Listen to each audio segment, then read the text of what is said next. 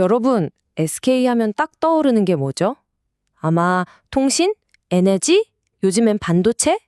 네, 다 맞습니다. 대한민국 재계서열 2위, 첨단 기술의 대명사잖아요. 근데 말이죠. 이 거대한 SK가 사실은 닭표 안감이랑 봉황새 이불 만들던 작은 공장에서 시작했다면? 좀 믿어지시나요? 아니, 어떻게 닭그림 로고가 박힌 직물 회사가 지금의 글로벌 반도체 강자가 될 수 있었을까요? 오늘은 바로 그 미스터리를 한번 파헤쳐 보려고 합니다. 정말 잿더미 속에서 시작해서 대한민국 산업의 지도를 바꿔버린 거인이 된 이야기, 그 기적 같은 여정을 지금부터 저랑 같이 한번 따라가 보시죠. 자, 모든 위대한 이야기의 시작은 보통 그렇듯이 아주 혼란스러운 시대에서 출발하죠. SK의 역사도 마찬가지입니다. 한국전쟁의 포화가 모든 걸 휩쓸고 간 그야말로 폐허가 된 땅에서 시작되거든요.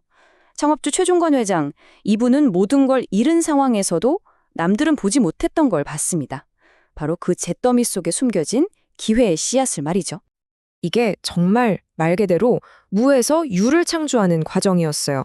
1953년, 그러니까 전쟁이 막 끝났을 때 최종건 회장이 폭격으로 그냥 뼈대만 앙상하게 남은 성경직물 공장을 인수합니다.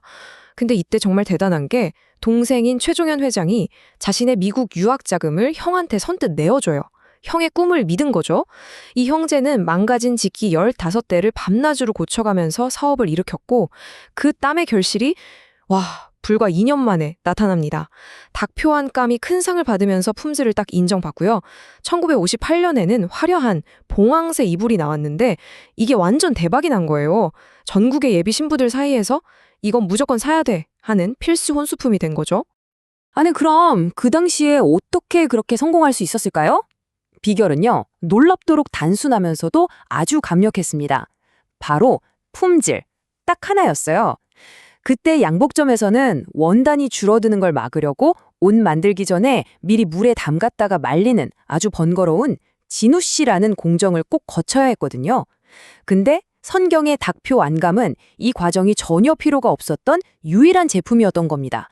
바로 이 작은 차이, 이 디테일이 양복점 사장님들의 마음을 확 사로잡으면서 시장의 판도를 그냥 완전히 뒤집어 놓은 거죠. 자, 창업주인 형이 맨손으로 제국을 건설한 사람이었다면 이제 그의 동생이자 2대 회장인 최종현 회장은 이 제국의 미래를 설계하는 역할을 맡게 됩니다. 바로 여기서부터 SK의 운명을 가르는 정말 거대한 전환점이 시작되는 거죠. 이 두 형제가요, 정말 놀라울 정도로 리더십 스타일이 달랐어요. 형인 최종건 회장이 에이, 일단 해보자 하는 불도저 같은 추진력으로 회사를 일으킨 분이라면 미국에서 경제학을 공부하고 온 동생 최종현 회장은 마치 건축가처럼 회사의 미래청사진을 아주 치밀하게 그려나갔습니다.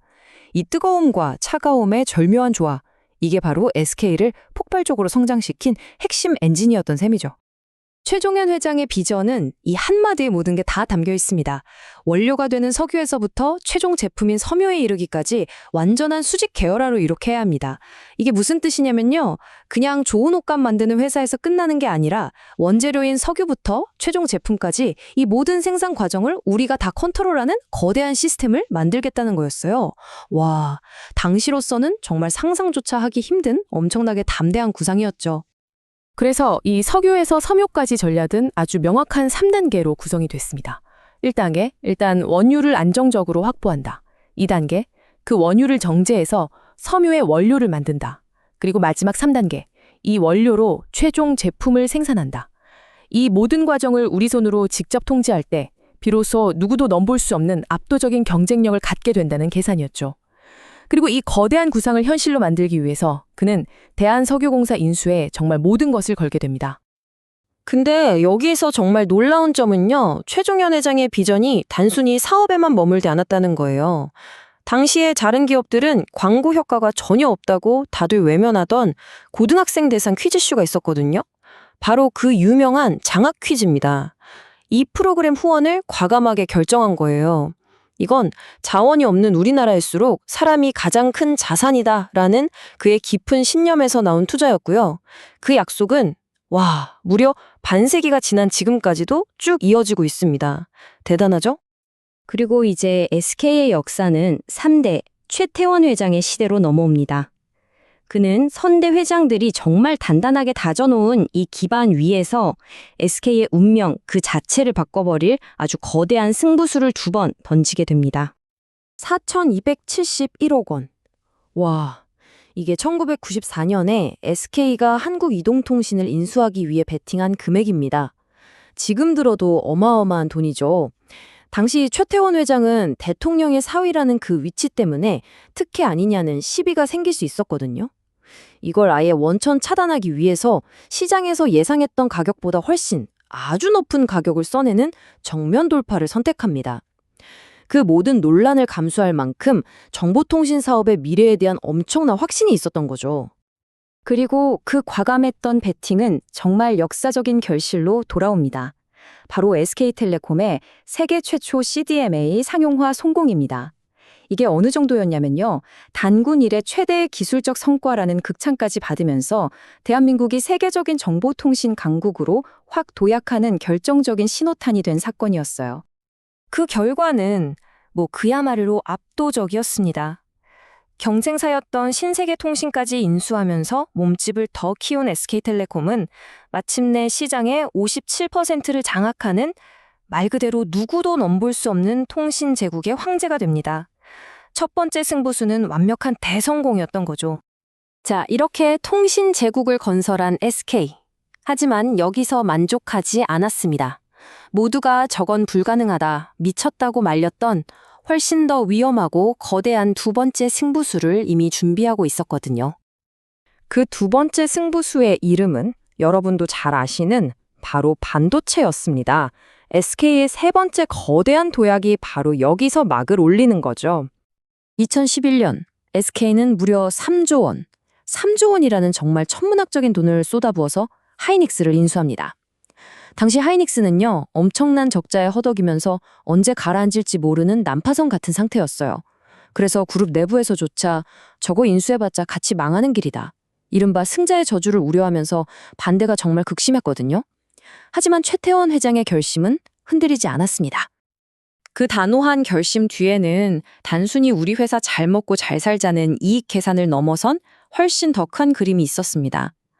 삼성이 글로벌 1위를 계속 유지하려면 우리 한국 기업이 2위에서 굳건하게 받쳐줘야 합니다. 이건 대한민국 반도체 산업 전체를 위한 결단이었던 거예요. 1위와 2위가 모두 한국 기업일 때 비로소 세계 시장의 판도를 우리가 주도할 수 있다는 그런 냉철한 전략적 판단이었던 거죠. 그리고 그 결과는 정말 기적이라고밖에 말할 수가 없었습니다. 인수할 때 3천억 원대에 불과했던 영업이익이 불과 7년 만에 20조 원을 돌파하는 정말 믿기지 않는 성장을 이뤄낸 겁니다.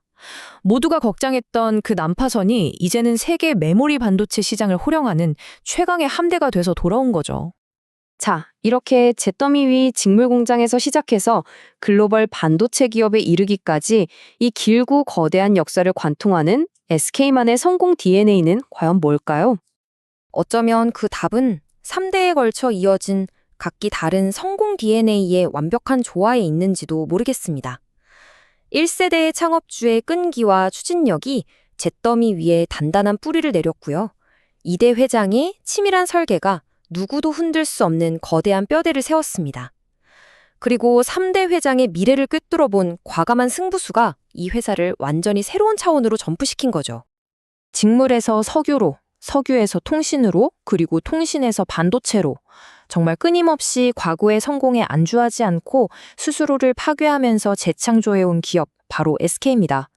이제 그들의 시선은 배터리나 바이오 같은 또 다른 미래를 향하고 있다고 하는데요. 여러분이 생각하는 SK의 다음 스텝은 무엇인가요? 과연 그들은 또 어떤 혁신으로 다시 한번 우리를 그리고 세상을 놀라게 할까요?